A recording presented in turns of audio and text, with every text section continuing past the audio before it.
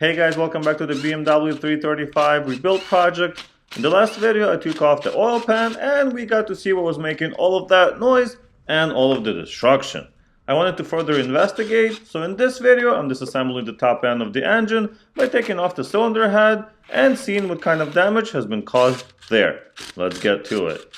I'm in the process of removing the turbocharger as well as the exhaust manifold, and I figured I'd check to see how the fins are and everything, and honestly they seem in really good condition. There's no play or anything like that, so all that looks really nice and really good. The reason I was worried is because this oil pipe that goes from the oil pan, that's where a lot of the destruction was, so there was a lot of debris.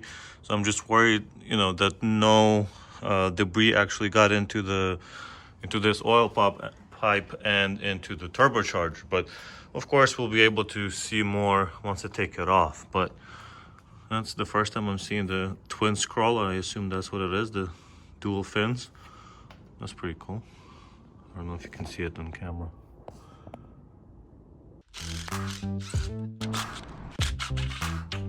Came out with a stud.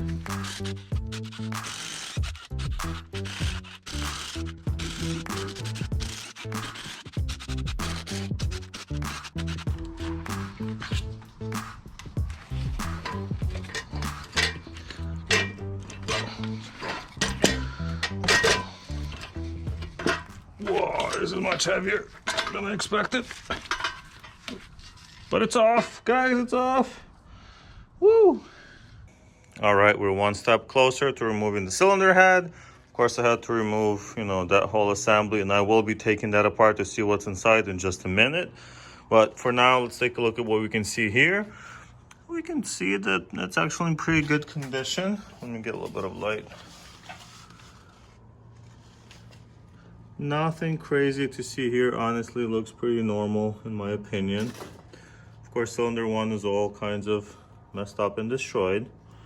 But the other ones, they look normal. I don't see any corrosion or anything like that, but I did notice that a couple of the studs actually came out, which is a little bit surprising. But this is a, Midwestern car, so a lot of this corrosion is that's just what happens to these cars, which is unfortunate, but that's what happens. I know on my previous Z4 engine, when I was replacing the manifold, this just popped off. They still looked copper, like, none of them looked like this. They were just copper nuts, like, like that color.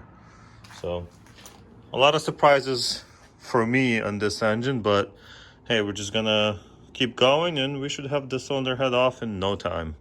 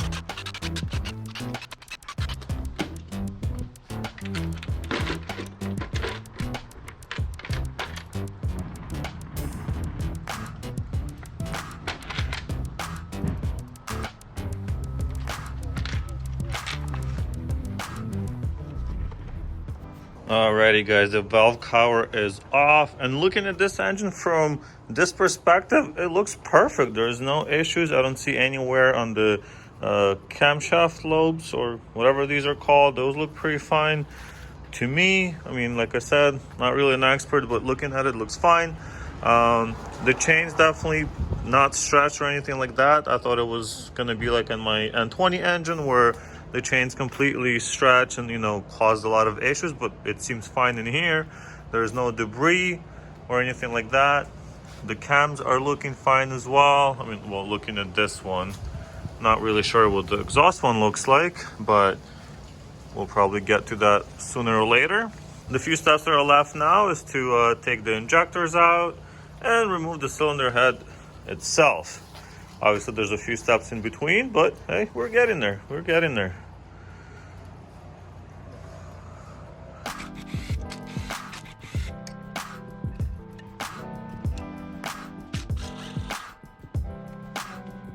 Now, I supposedly have the correct tool to remove the injectors because I used this on the N20 engine, and the mounting brackets and everything is supposed to be the same as on this N55.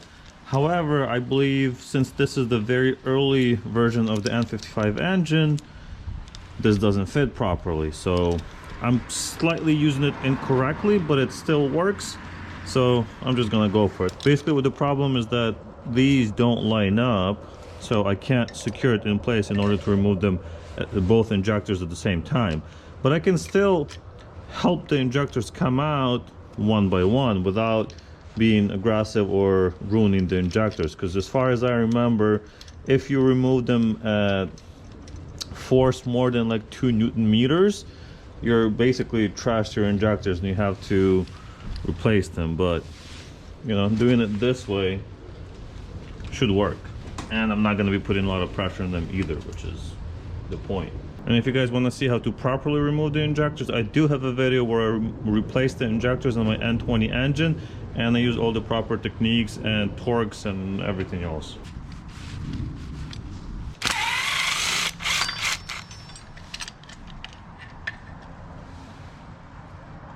And there it is. One removed. Just gonna do the second one exactly the same way. Surprisingly to no one, it was very difficult removing injector number 1. I couldn't do it with the tool, so I literally had to kind of pry it out of there. So let's see what it looks like.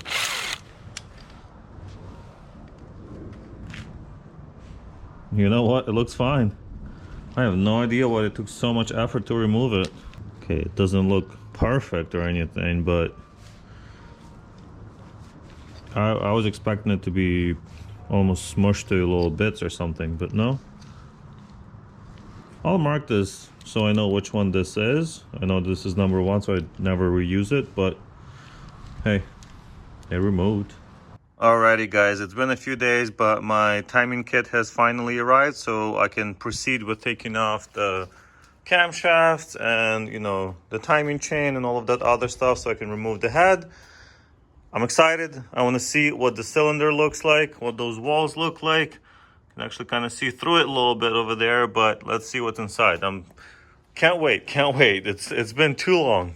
Now that I have the timing tool installed, both of my camshafts are firmly held in place, which means I can remove the central bolts on the VANOS system and then remove the chain, or loosen the chain at the very least, so it should be able to come out once these are loose, and then take off both of the exhaust and the intake camshaft adjusters. And we're going to be one step closer to getting the cylinder head off. And of course, don't forget to remove the timing chain tensioner. One thing I wanted to quickly mention is that this timing chain guide, the plastic part, basically fell apart as I was installing this, and I kind of bumped into it. It just cracked and fell off. So that tells you how cheaply these were made, and that's why there's so many issues with timing chains stretching, and you know, this plastic getting loose and getting caught in the engine, and all those timing chain issues on these N55 engines.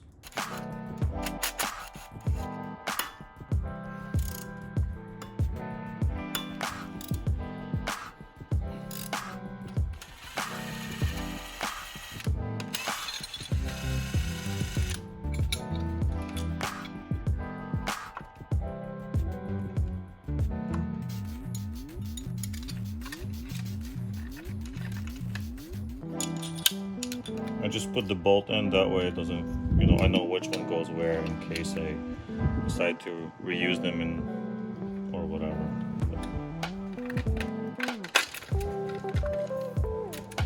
So this is the part that I was talking about. You see how this plastic just kind of broke off? I guess it was a little too brittle.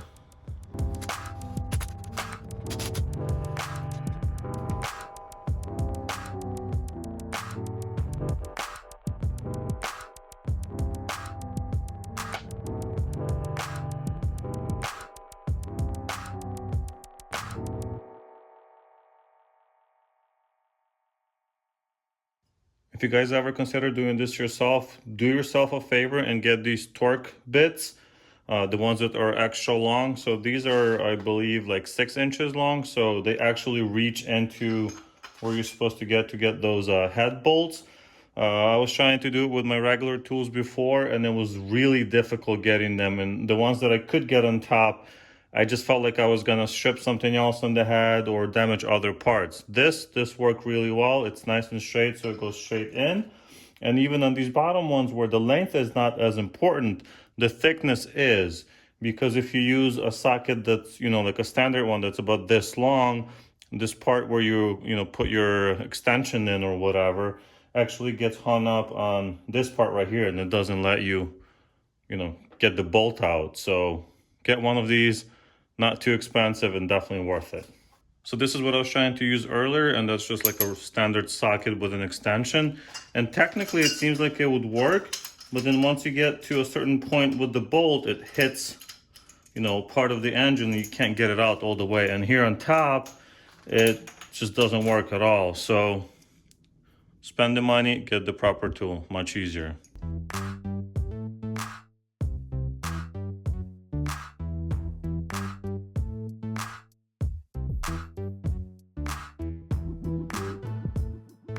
Now that I have removed all of the T60 head bolts, I'm gonna remove the corner ones, which are T50. So I'm just gonna get the T50 bit and get those removed. Hopefully I don't need an extension to get those removed, as they should be smaller bolts that aren't nearly as tough to remove. Let's see.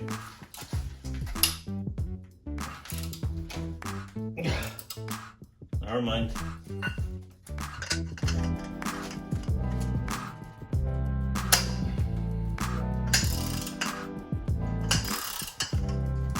Still in one piece. I was afraid I was gonna break these, but they seem pretty solid.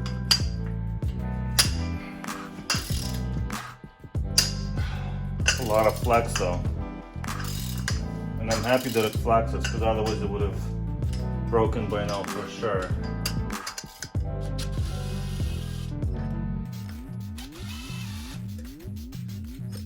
Alright guys, it's that moment. It's finally time to take the cylinder head off. I've been waiting for this for a while now. I really want to see what the top of cylinder 1 and the piston or remains of the piston look like, and as well as the valves. I want to see if this head is salvageable. Maybe I can sell it, maybe I can, get another block and rebuild the engine. Let's take a look. This should be a little bit heavy, so I'm going to be careful. Okay, that came off. Good. Okay, that came off as well. Now I just need to grab it and put it on the side. It's a good grabbing point. Technically I should have another person here, but got it. All right, it's off. All right guys, let's take you in closer a little bit to see what it looks like. And obviously all of these cylinders look just fine. I don't see any scarring on the cylinder walls. They look in really decent condition. Nothing to see there, honestly. Of course, cylinder 1 is, I mean, that's our issue right here, guys. Now, of course, the cylinder wall has pretty deep scarring. I don't know if this can be refinished or rehoned or whatever it's called, but this seems beyond repair to me. I mean, I would say it's a good 1/8 inch deep in there. And as you can see, we can see the crankshaft at the bottom. Still not really clear what happened. I mean, was it the piston that kind of disintegrated? Or, because I mean, the connecting rod seems fine. It's a little bent, but that's because it hit something, right? But I'm just still unclear what actually happened and what went first. That's what I've been trying to find out this entire time. One thing that's left to do is to take a look at the valves on the other side. I'm gonna flip that over or put it on the side, and we'll take a closer look. So this is gonna be my best guess as to what has happened to this engine. Clearly the connecting rod bearing has spun on this engine, as it's missing from here. It's not there. So this is what it's supposed to look like. It's supposed to have the bearing, this is the bearing part, kind of attached right here, like on the connecting rod, but it's not. It's clearly has welded itself to the crankshaft, and I guess either over time or not exactly sure, maybe it was instantaneous, where it loosened itself up enough to where the piston that was attached here hit most likely the cylinder head, or maybe it hit something at the bottom. You know, this part might have hit something, although it doesn't really look like it. And once it did that, it pretty much destroyed itself within seconds or maybe a couple of minutes, depending on the situation. And then after that, since the engine continued to run or people tried to start it, it scarred all of the cylinder walls and made all of the other damage. You know, once parts of the piston have dropped into the pan, it just goes straight down. It destroyed the oil pump and everything else that was, you know, in the way, since there's so many fast-moving parts. Now, like I said, let's go ahead and take a look at the cylinder head and see how much damage we can see there. We're now looking at the mating side of the cylinder head, and we can clearly see that there is a ton of damage on cylinder 1 valves and all the surrounding area as well. So clearly that's not repairable, at least in my mind. Of course, the valves could be replaced, but with the strict tolerances that these engines require, I don't think there's any way to get this resurfaced to where it would be properly sealed, hold all the high pressures and all of that good stuff that we would need out of a cylinder head. So I think the cylinder head is toast.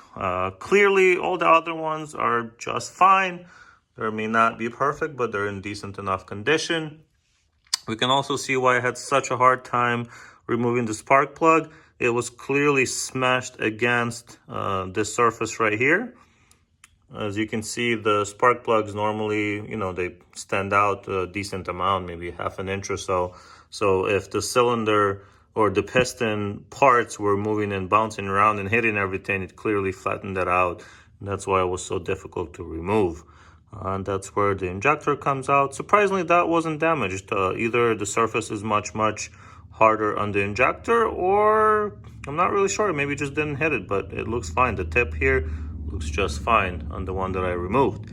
So clearly, guys, this cylinder head is pretty trash. That's not very usable. And of course, the block on this engine is not very usable either, since this is all scarred to who knows what. And of course, there's little parts that are missing right there. A little bit hard to show you guys, but what that tells me is that I'm going to be looking for a new engine for my car. I really wanted to rebuild it, and that's why I went to the effort of removing the cylinder head and removing the oil pump and all that other stuff, but clearly it's not worth rebuilding, at least in my opinion. So if you guys want, any parts for your N55 engine, let me know. There's clearly plenty of parts for me to sell and maybe recoup some of my costs and not go into the hole too much. If not, I'll probably turn this into a nice coffee table for my office, which I'm sure my girlfriend would love. So thank you guys so much for watching. I really appreciate it. All I ask of you is to contribute to the channel by liking the video and leaving a comment down below. I'll see you in the next one. You can clearly see how one of the bearings is on top of the other one here. So the bottom one's actually moving, but that second one is stuck on top of it. Pretty crazy stuff. So it looks like one got on top of the other. They were pretty much smushed like this. And then I knocked them off with a little screwdriver and it just came off. I wonder if this crankshaft is okay, if it's reusable. But yeah, that's what happens when you spin a bearing.